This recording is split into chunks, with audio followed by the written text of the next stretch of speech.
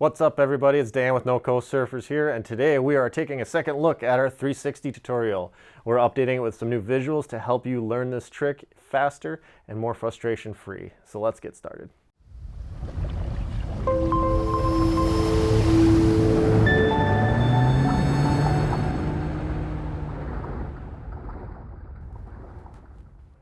All right, the 360, the nemesis of most riders out there who are trying to kind of take their riding that next level, that next advanced trick. This is one that can cause a lot of frustrations, but hopefully with some of these new visuals we got, we'll talk through it, we'll dissect the trick, we'll soften the learning curve and make this a little more frustration free. So let's check out some video. First, let's just check out some 360s. Slow it down a bit here. 360. Right away. Let's take a peek at a second one here. Drive down to the sweet spot, hand in, spin it around, right away. No big deal. I say no big deal because I've done a bunch of these, but let's make it no big deal for you. Let's start by dissecting this trick. Let's look at what's happening just with the board alone. So we'll back this up and we'll take this in. So first thing, drop back to the wave. You want to drop back far enough where you have plenty of runway, plenty of wave to work with for your trick. You want to do this for almost all tricks.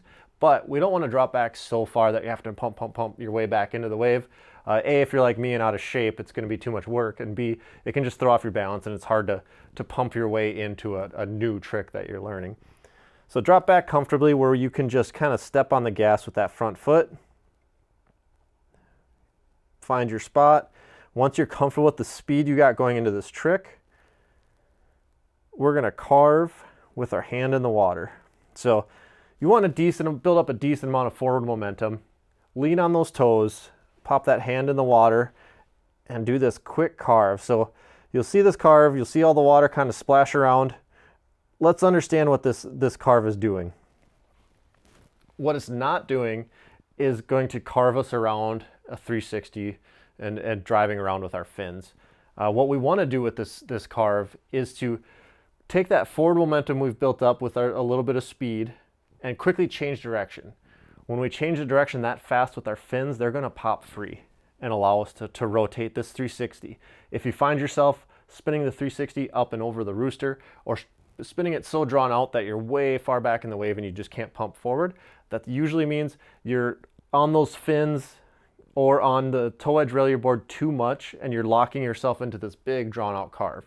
So what we want to do is take that forward momentum, stick that hand in the water as kind of leverage, get on that toe edge and carve super hard. And right about here, we want to get off of this carve. We want to flatten out the board and start rotating around our core. So this carve for me is really aggressive because I was riding really aggressive fins this day. So you don't have to get up and carve as hard as I do, but you really want to make sure you carve hard enough and you pop it quick enough that it just lets your fins go. Once your fins are free, you want to get off of that back foot. If you stay on that back foot, that's when you go up and over the wave or big long 360 around to the back of the wave. Square up your weight, get more weight on your front foot, and start rotating around your core. So you see once my fins are free, I'm rotating in place. So you can see by the arc here, the arc that board makes in the water. So I'm spinning around the fins right here. Spinning around the fins and the toe rail of the board. But right about here, you'll see me flatten that board out because my fins have let go. They can't keep up. So I am rotating around my core and gonna ride away. So tip number one, we're not carving or trying to drive the board around with our back feet. That's gonna end up in too big of a rotation and you're not gonna be able to stay in the wave. You wanna carve to create some turbulence in those fins and get them sideways and sliding so you can rotate in place, stay in the wave throughout the whole trick. Sometimes when you're learning this trick, you can actually get a little extra front foot heavy. It doesn't hurt, it slides you down the wave a little bit more, will keep you a little bit lower in the wave. And I would say almost exaggerate that front foot pressure once you get your fins free as you're learning it, just so you can feel that shift in weight off those fins. Once you do that, you're in pretty good shape with the Surf Style 360. That's the hard part in the Surf Style 360 is that first initial pop. Skim Style, this is where you guys have it easy. You have that tiny little fin or no fins, and you're spinning freely, so you don't have to worry about the fin release. We got this pop, rotating in place, last 180 pivot, and just ride away. The carve's very important, but let's look at what's going on from our feet up. What's our body doing through this trick? So again, we're just kind of getting on that front foot, not a lot of pumping into this trick, but we need to build some momentum towards the boat. Once we've built up that momentum, I'm leaning. I'm not braking at the waist. I'm just leaning onto that toe edge to start that toe edge carve. With that hand in the water, as soon as my fins are free, I'm trying to get up into that comfortable surf stance as fast as possible. So that's tip number 2 that we see for both Surf Style, Skim Style, is when a lot of people start the trick and they're just locked into whatever position they're in the trick, or they're breaking at the waist, they're getting super stiff. You have to maintain a good surfing stance throughout this trick. Always think to yourself, regardless if you're surfing revert, if you're halfway through the trick, if you're 90 degrees, always think to yourself of what's happening underneath your feet. Control that board, knees bent. If you stay in a good, comfortable surf position, even if you mess it up a little bit, you can usually recover because you have that control to get the board to do what you want it to do. If your legs are straight, that's not happening. If you're bent at the waist, again, not happening. So find that good, comfortable surf stance as fast as possible. Spinning around my core here. As soon as I can, I am going to spot that boat. So with any of the Style 360s, we want to spot that boat as fast as we can to help us get ready to surf away. With the Skim Style, this is the hardest part, is controlling the spin once you've started spinning.